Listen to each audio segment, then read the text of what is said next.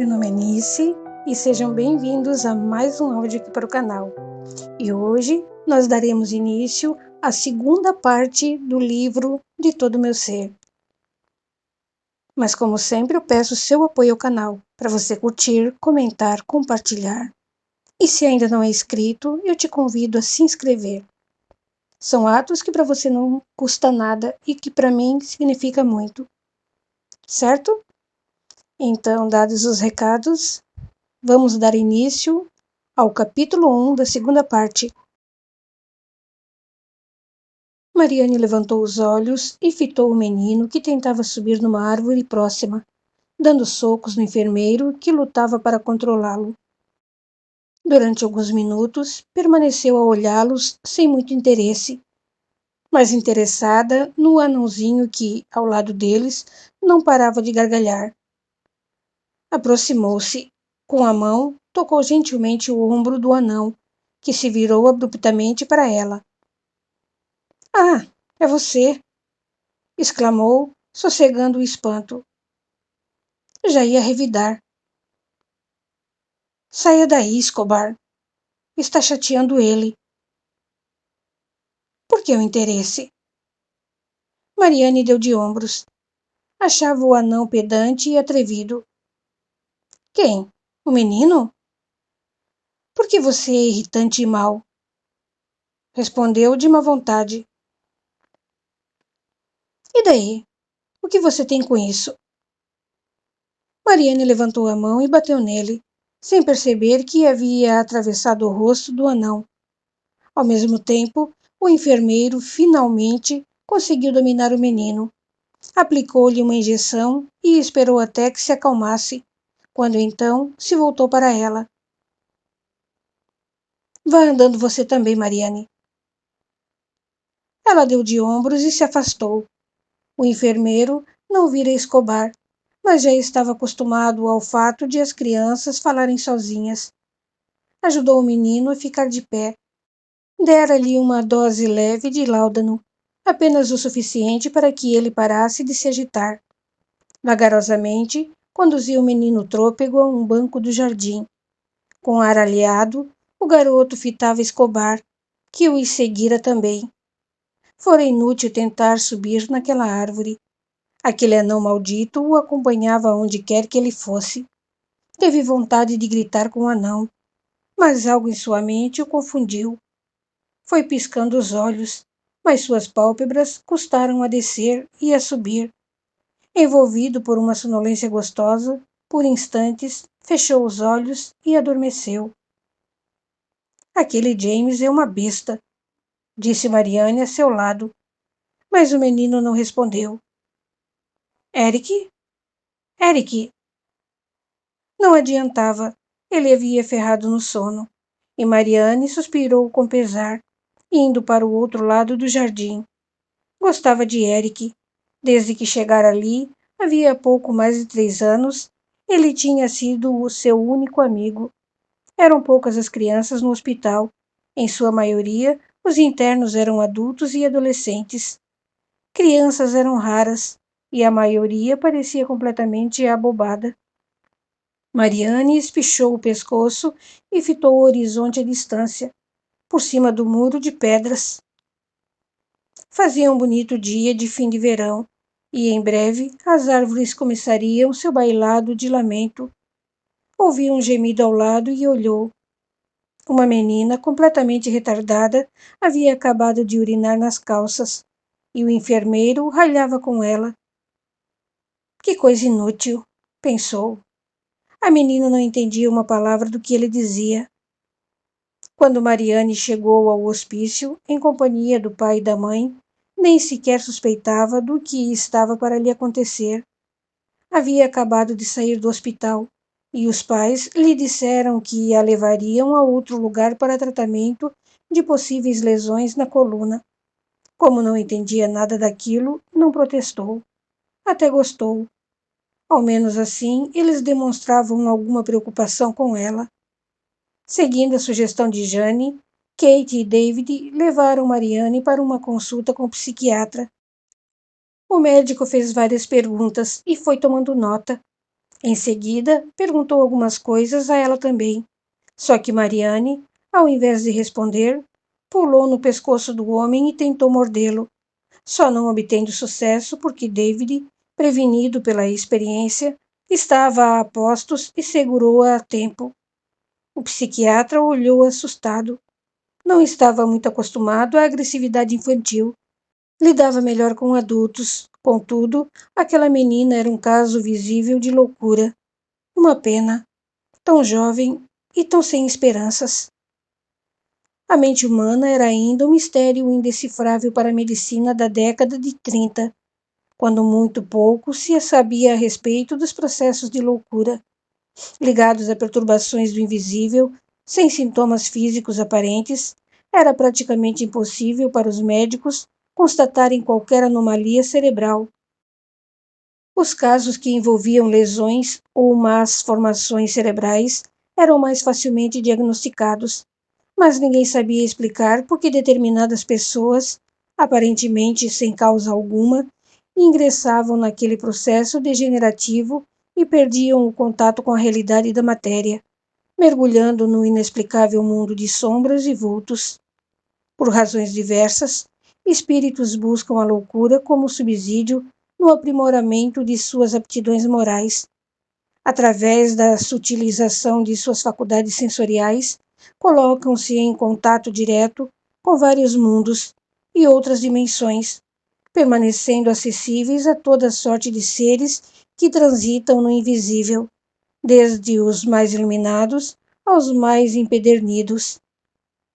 Com tratamento espiritual adequado, associado a maciças doses de amor, muitos loucos poderiam ter sido curados e o sofrimento evitado. Não era o que acontecia, porém. Todo aquele que fugia ao padrão da normalidade, imposto pelos valores sociais da época, era atirado nos hospícios para experimentar as precárias drogas que, na época, eram ministradas para induzir o choque e a convulsão, com a única finalidade de acalmar os mais furiosos. Nada disso, contudo, curava, e Mariane, como os demais loucos, não encontrou a cura entre as paredes do sanatório, que isolavam os loucos do mundo, nem com o uso constante de drogas que a colocavam cada vez mais em contato com esses seres do invisível. Por essa época já eram conhecidas, dentre outras obras importantes, todas as da codificação de Allan Kardec, que muito auxiliaram no conhecimento e reconhecimento dos processos mediúnicos e suas consequências.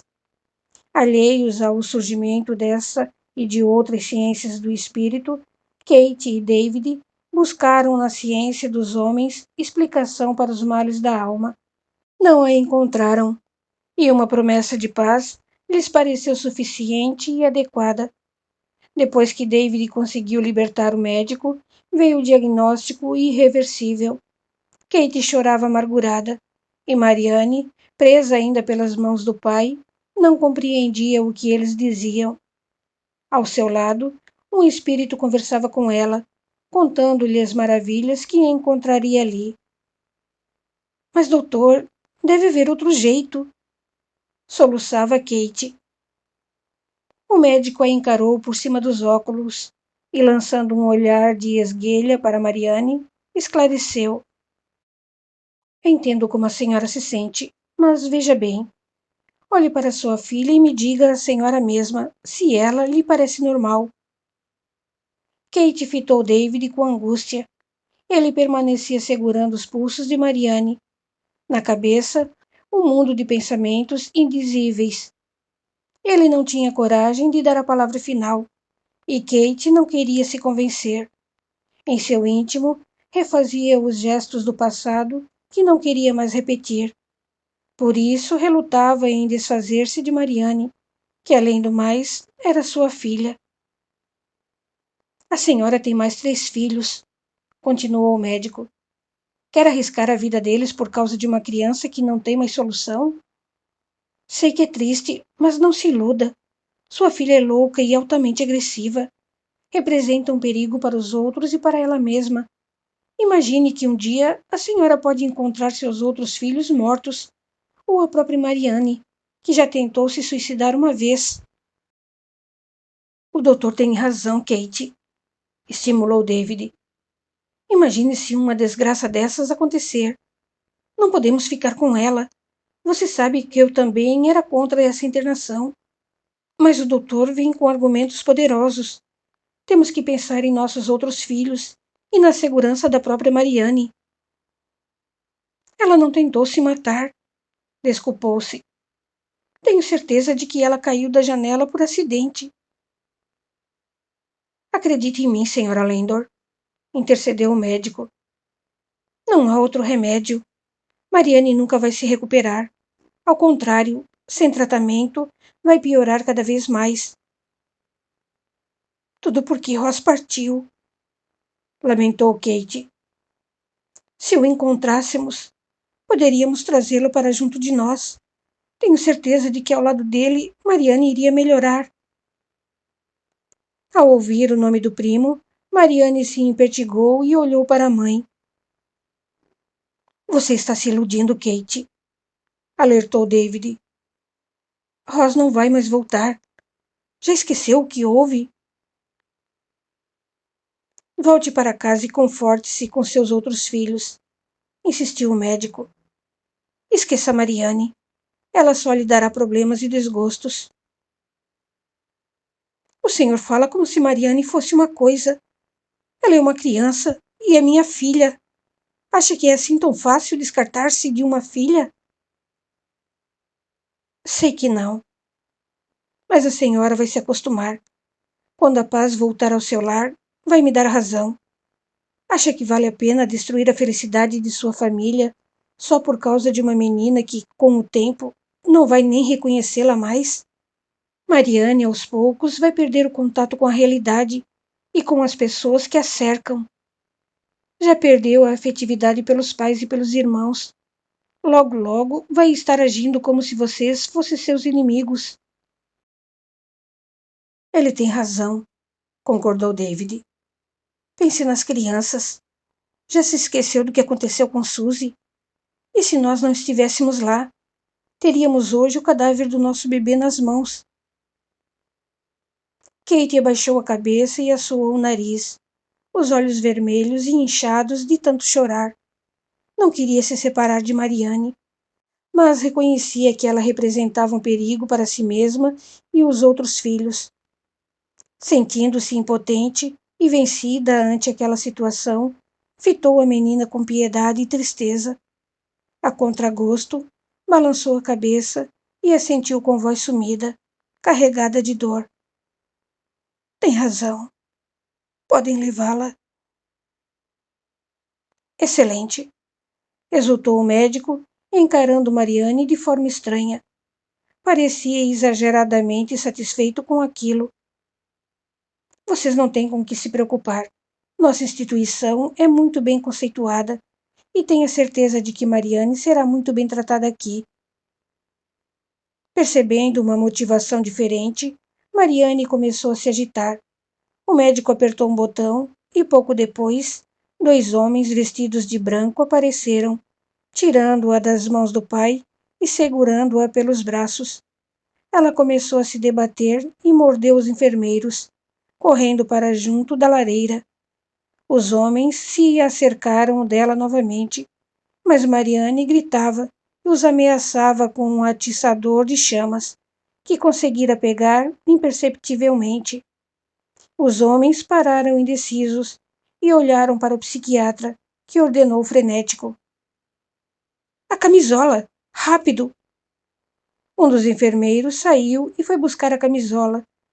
O espírito ao lado de Mariane ria e lhe dizia para não se assustar, porque eles iriam vesti-la para uma bonita festa, onde todos teriam que ir de branco. Sem que ninguém entendesse, Mariane soltou o atiçador no chão e se voltou para o espírito. Ia lhe perguntar se já era o aniversário de Ross, mas não teve tempo. Os homens a dominaram brutalmente, derrubando-a no chão. Enquanto ela gritava e esperneava, eles a imobilizaram e conseguiram vestir-lhe a camisola, puxando as mangas para trás e prendendo seus braços. O que é isso? gritou entre furiosa e indignada. Por que estão fazendo isso comigo? Soltem-me! Deixe-me ir! Chocada com a forma como tratavam sua filha, Kate se adiantou, mas foi contida por David.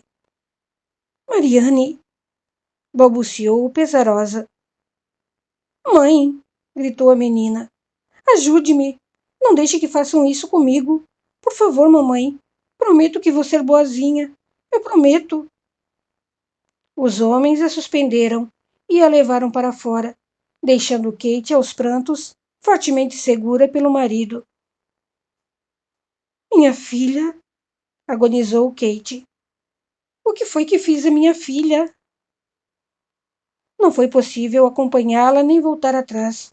O desespero tomou conta de Kate de tal forma que ela queria desistir. Queria dizer ao marido e ao médico que não pretendia deixar sua filha naquela casa de loucos. Queria levá-la para casa e cuidar dela com carinho. Mas David não permitiu. Sem dizer nada, apertou o seu braço, fazendo-a calar os protestos e engolir o pranto. Kate nunca se perdoou por ter se submetido à decisão do marido, culpando-se, e a ele, pelo destino da filha. É claro que nenhum dos dois era culpado de nada. Cada um agia de acordo com o seu amadurecimento, e Mariane ia pintando a tela de sua vida com as tintas de sua escolha. De toda sorte, a culpa não pôde ser explicada pela mente racional, e foi assim que Kate realmente se sentiu, culpada por não ter sido forte o suficiente para resistir à tentação do passado, que se repetia, sem que ela dele tivesse conhecimento ou forças para lhe resistir. Capítulo 2. Segunda parte. 3 anos haviam se passado desde esses acontecimentos. No começo fora difícil, mas agora Mariane já se acostumara ao lugar. Ao menos ali não precisava enfrentar os olhares de estranheza das outras pessoas quando falava com criaturas que somente ela podia ver. Em geral, relacionava-se bem com os demais internos, e nem tanto com os enfermeiros, cuja brutalidade era constante e incentivada pelos médicos. Mas o pior mesmo era o dirigente do hospício. Carrasco e torturador em sua última existência, ainda vibrava em sua alma o prazer de causar dor. Otto Kremer era um psiquiatra sádico e frio, partidário da loucura institucionalizada. Fascinado pela sensação de poder do torturador, encontrou, no reduto quase esquecido dos manicômios, um vasto campo para infligir toda sorte de suplícios a seres humanos que, segundo ele, não possuíam serventia alguma. Com isso, alimentava sua sede de violência sem medo de represálias, pois contava com o respaldo da lei e o silêncio dos enfermos. Ninguém falava, e os poucos que se atreviam eram desacreditados por suas próprias alucinações. Depois da tentativa frustrada de se fazerem entender, os loucos eram punidos com os mais variados métodos de tortura, sempre sob a argumentação do condicionamento que poderia disciplinar sua mente. Mas, na verdade, o que Otto Kremer desejava era simplesmente infligir dor e medo. Naquele domingo, como sempre acontecia nesse dia, os detentos eram deixados livres no jardim, à espera de visitantes ou simplesmente para se distrair ao sol. Alguns recebiam visitas constantes, outros esporádicas, outros não recebiam visita nenhuma. Da família de Mariane, apenas Kate costumava ir. David sempre se desculpava, alegando que não tinha estômago nem estrutura para frequentar aquele lugar horroroso. Jane também aparecia de vez em quando, e Roz vinha sempre que podia, mesmo contra as ordens do pai. Embora estivesse estudando em Oxford, visitava-a nas férias e feriados, dizendo-lhe para ter calma. Em breve alcançaria a maioridade e a tiraria dali, casar-se-ia com ela, e seriam felizes para sempre. Já acostumada à rotina de entrada e saída do hospício, Kate deu um nome na recepção, que o atendente anotou mecanicamente, e passou para o lado de dentro. Desde que Mariane fora internada, não havia um só domingo em que não fosse visitá-la, levando-lhe sabonetes e algumas guloseimas, que eram confiscados pelos enfermeiros logo que ela saía. Naqueles 3 anos, tornara-se bastante conhecida por sua assiduidade e persistência. Ninguém compreendia por que ela insistia em visitar e conversar com aquela criança que mal lhe prestava atenção. Por várias vezes, fora aconselhada a esquecer a menina e viver a vida, mas Kate jamais assentiu a essas sugestões. Mariane era sua filha e jamais desistiria dela. Assim que chegou ao jardim, um dos enfermeiros a cumprimentou com um aceno de cabeça e foi chamar a menina. Mariane, sua mãe chegou. Ela olhou adiante e viu a mãe se aproximar com sua cesta de presentes. Kate sentou-se ao lado dela, beijou-a no rosto e alisou seus cabelos curtos e irregulares. A visão de sua menina, tão maltratada e desleixada, no princípio lhe causou imenso choque. A indignação fora tanta que levara ao caso à diretoria. Contudo, o Dr. Kremer a convencera de que o tratamento era adequado e a aparência, ora relaxada, ora repugnante, devia-se à dificuldade que os enfermeiros encontravam em aplicar-lhes cuidados pessoais mais esmerados, pois os doentes não permitiam que lhes escovassem os cabelos nem que se lhe desse banho. Ante as dificuldades, faziam o melhor que podiam. Kate encarava o médico com estupor e raiva. Protestou, reclamou, ameaçou relatar tudo às autoridades competentes. No entanto, o marido a dissuadira da ideia, alegando que ela estava se metendo em assuntos dos quais não tinha o menor conhecimento, que o tratamento era satisfatório e o Dr. Kremer muito competente. Sem ter como reagir, Kate silenciou e, aos poucos, foi se acostumando com o aspecto descuidado de Mariane. E agora, sentada ao lado da filha, após 3 anos de lutas, lágrimas e revolta, Kate finalmente se rendera à realidade de que Mariane era irremediavelmente louca. Como está, Mariane? Perguntou ela, e a menina não respondeu. Trouxe algo para você. Kate colocou a cesta em cima do banco, desembrulhou um lindo bolo de nozes, todo confeitado, e apanhou 2 caixas de sabonete perfumado. Mariane olhou para tudo sem interesse e voltou os olhos para o horizonte, enquanto Kate ia dizendo: seu pai mandou lembranças, e seus irmãos também. Sua tia Jane não pôde vir essa semana, mas disse que virá domingo que vem. Ela não estava interessada. Desde que fora para ali, parecia-lhe que havia perdido o contato afetivo com a família. Mesmo Kate, que a visitava regularmente, não lhe parecia mais familiar. Era uma estranha. Só conseguia mesmo pensar em Ross, com a imagem dele a povoar-lhe por inteiro a mente. Ergueu os olhos para a entrada, na esperança de que ele aparecesse. Cadê o Ross? Indagou. Está no colégio, mas virá assim que puder. Com um suspiro de frustração, Mariane abaixou a cabeça e chorou baixinho. Apesar da vontade de estreitá-la, Kate se controlou, pois a filha sempre se retraía quando ela tentava abraçá-la. Para desviar sua atenção, continuou falando sobre a família, o progresso dos irmãos na escola e outras coisas sem a menor importância para Mariane. Depois calou-se e limitou-se a contemplar o horizonte com ela, fazendo-lhe companhia, como sempre fazia, ficando muitas vezes até o término do horário de visitas. Até domingo que vem, despediu-se Kate, quando o enfermeiro lhe acenou, indicando que era hora de ir embora. Mariane lançou à mãe um apelo mudo, que Kate não compreendeu.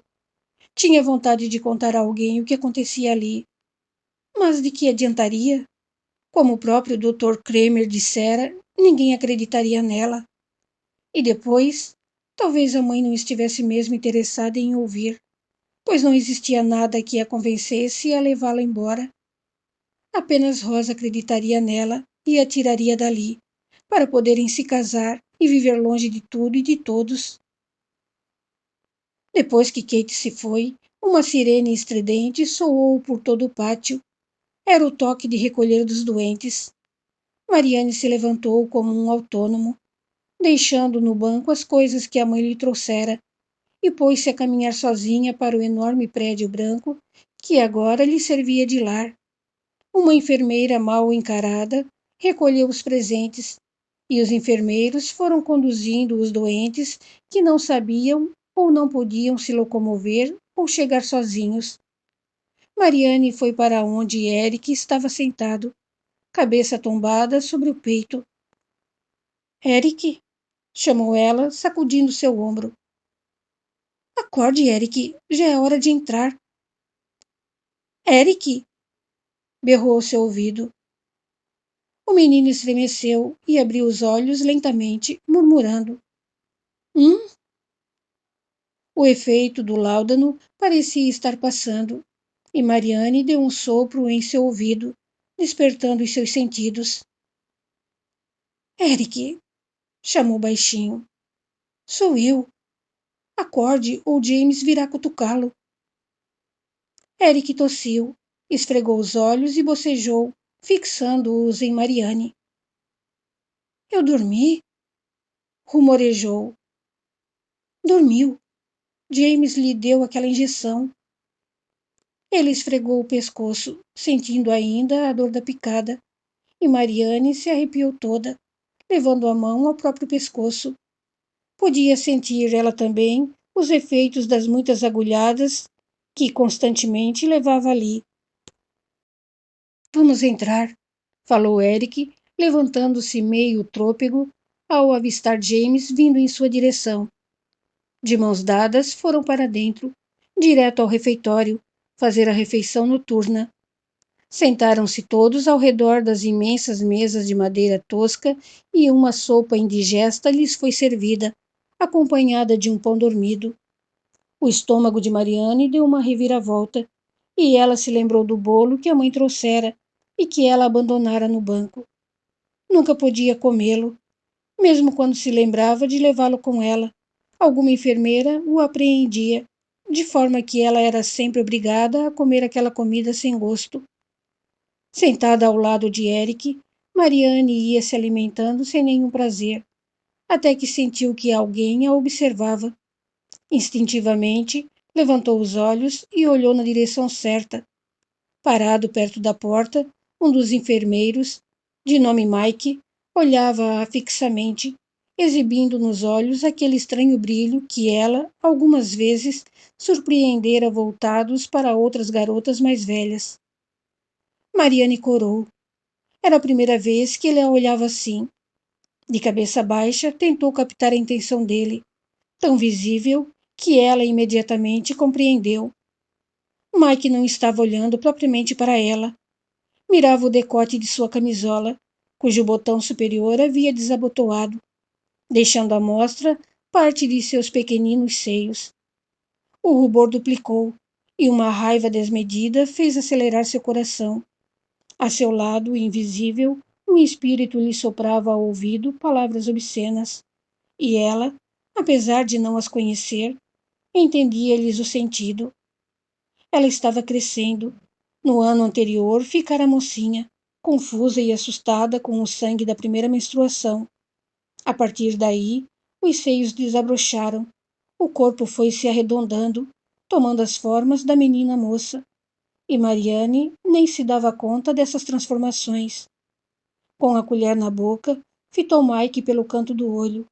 Ele a olhava insistentemente, e ao perceber que ela também olhara para ele, fez um gesto obsceno com a língua que deixou Mariane furiosa. Embora não entendesse o significado do gesto, o espírito a seu lado o traduziu. Com o coração aos pulos, Mariane ocultou a colher na mão. Levantou-se calmamente do banco e aproximou-se do enfermeiro, que se abriu todo num sorriso lúbrico.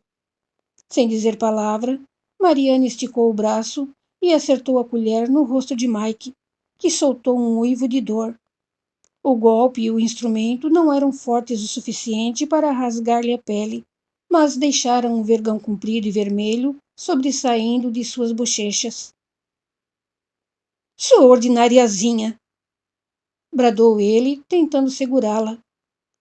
Mariane saiu correndo pelo refeitório, causando uma balbúrdia geral. Todos começaram a gritar e a tirar coisas, enquanto ela corria por entre as mesas, com Mike em seu encalço. Percebendo a confusão, outros enfermeiros se aproximaram e um apito soou, sinal de que alguém iria responder por aquilo. Por fim, Mike a alcançou, derrubou-a ao chão, atirando-se sobre ela e puxando seus braços para trás, imobilizou-a. Logo, outros enfermeiros apareceram e lhe vestiram a camisola, conduzindo-a à ala de isolamento. Na manhã seguinte, logo que o Dr. Kramer entrou em seu consultório, foi colocado a par do episódio da noite anterior, mandando que buscassem Mariane. Assim que Mike abriu a porta da pequenina cela, a menina começou a gritar, ciente do que estava por vir. Presa na camisola, sem poder reagir, foi levada aos berros e pontapés. O enfermeiro arrastou-a por um corredor escuro, descendo com ela por uma escada suja e mal iluminada, que ia dar no porão. Mariane começou a chorar, enquanto Mike dava risinhos debochados. Não adianta chorar. Não soube criar confusão? Agora aguente. Tomaram um corredor igualmente sujo e escuro, até que pararam diante de uma grande porta de ferro. Com um sorriso sarcástico, Mike empurrou a porta, que se abriu com um rangido. No mesmo instante, o som da música atingiu seus ouvidos.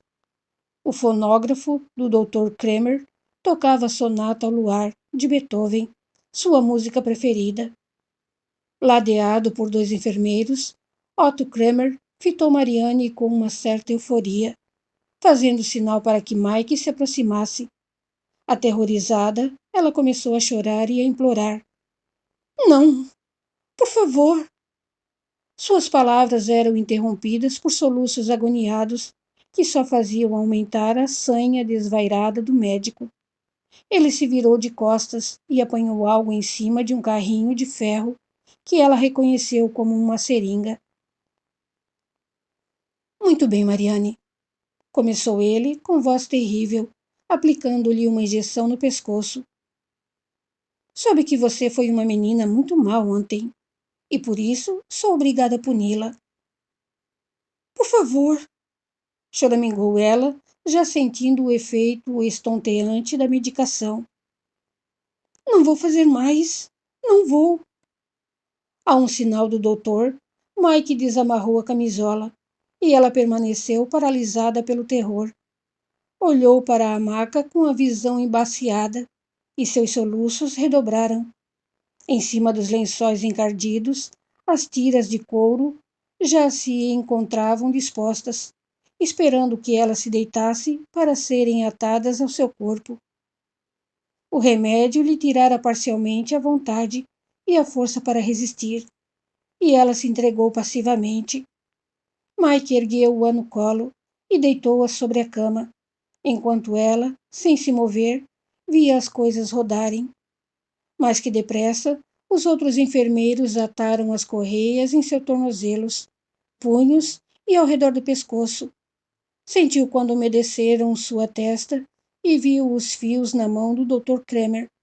Logo os eletrodos se grudaram às suas têmporas e ela chorou, quase inconsciente, implorando em vão que a perdoassem.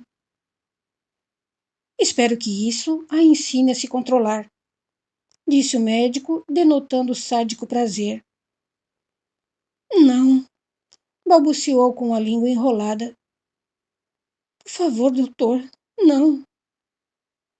É para o seu bem.